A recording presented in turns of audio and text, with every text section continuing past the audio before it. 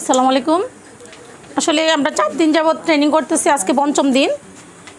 আল্টিমেশন নিয়ে গহনা নিয়ে এটা আমার এটা বাকি ছিল করা, কিন্তু ইচ্ছা ছিল বাসায় টুকটাক করছি, কিন্তু এগুলো আইটেম আসলে কিনা হয় নাই বা এভাবে আইটেমগুলো বিজনেস হিসেবে করা হয় নাই। আমি বিজনেসও করার নেই, কিন্তু আমি একজন আসলে নারী উদ্যোক্তা নিজেকে নিজে বলবো, কারণ আমার বিয়ের আগে থেকেই আমার ওইটার প্রতি একটা নেশা ছিল, পেশা ছিল। আমি আসলে এটা করেই ফেলছি, কিন্তু এই পর্যন্ত আসাটা আসলে নীলু আন্টিকে ধন্যবাদ দিতে হয়। উনি এখানে আমাকে নিয়ে আসছেন, বারবার ফোন দিছেন, কিন্তু আমি আসবো ব্যস্ততা। আমি আরেকটা জব করি ব্যস্ত লাইফ ইন্স্যুরেন্সে, ওইটাতে আমি এজিএম হিসাবে আসছি, অ্যাসিস্ট্যান্ট জেনারেল ম্যানেজার নেত্রকোনা জোনের দায়িত্বে। ওই জন্যে আমি ব্যস্ততায় আসলে ইচ্ছা করলে আগাইতে পারি না। তারপরে এই ব্যস্ততার মাঝেও আমি এটার প্রতি নেশা একটা আসলে নেশা পেশা হিসাবেই করা। আজকে আমি মনে হয় 30 বছর আগে থেকেই আমি বিজনেসটা শুরু করছি। 30 বছর আগে, তখন আমার বিয়ে হয় নাই।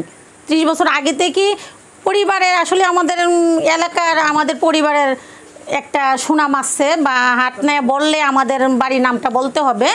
সেই সুবাদে আমার এটা অনেক ঝড় তুফান আগের 30 বছর আগে, 30 বছর আগে একটা মেয়ে কাজ করা এটা আসলে খুব টাফ ব্যাপার।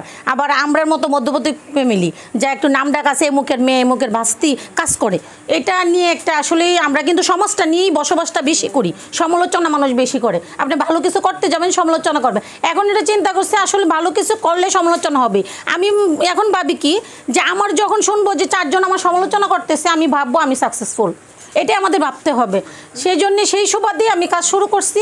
আমি যখন ওই ব্যবসাটা করছি, আমার হাজব্যান্ড ওই ব্যবসা নিয়ে কখনোই কমপ্লেন করে নাই, বাট আমার বাবাও করে নাই। আমার চাচাদেরকে একটু ভয় পাইতাম, আমার ভাইকে ভয় পাইতাম। আমি যখন সেলাই মেশিন কিনলাম তখন আমার ভাই অনেক কথা বলছে। আজকে আমার ভাই নাই, ওনাকে আল্লাহ বেহেশত নসিব করুক। কথা বলছে এটাই যে মান যাবে, যেটা আমি আগে বললাম মান যাবে। আসলে আমি ভাবছি যে মান যাবে কি, আমি তো আর কারো অর্ডারি কাজ করব না।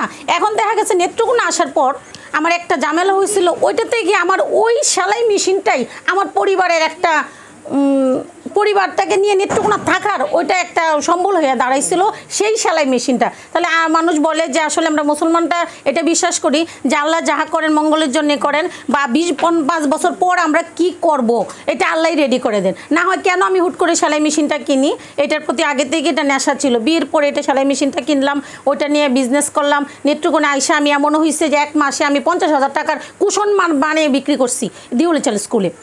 অনেক কুশন, অনেক টেবিল সেট, অনেক কিছু মেশিনের দ্বারাতে মানে করছি। আর হাতের কাজটা আমি প্রতি ঈদে আমার হাজব্যান্ড আমার ছেলেকে হাতের কাজে পাঞ্জাবি করি নিজে, বা আমার মেয়ে। আর আমার মেয়ে হলো ওই ফ্যাশন ডিজাইনের উপরে পড়াশোনা করবে, ওইটার প্রতি। ওর আব্বুর হলো গিয়ে যে ক্রিমিনাল লয়ার বানাবে, কিন্তু ওর ওইটা আছে, তারপরে ওইটা ফ্যাশনের উপরে। ওর আর আব্বু মনে করে ওই ফ্যাশন ডিজাইন হইতে গেলে মেয়েরা একটু স্মার্ট থাকে, এভাবে চলবে, মানুষ কি বলবে, এটা ওর আব্বু একটু অন্য টাইপের আর কি।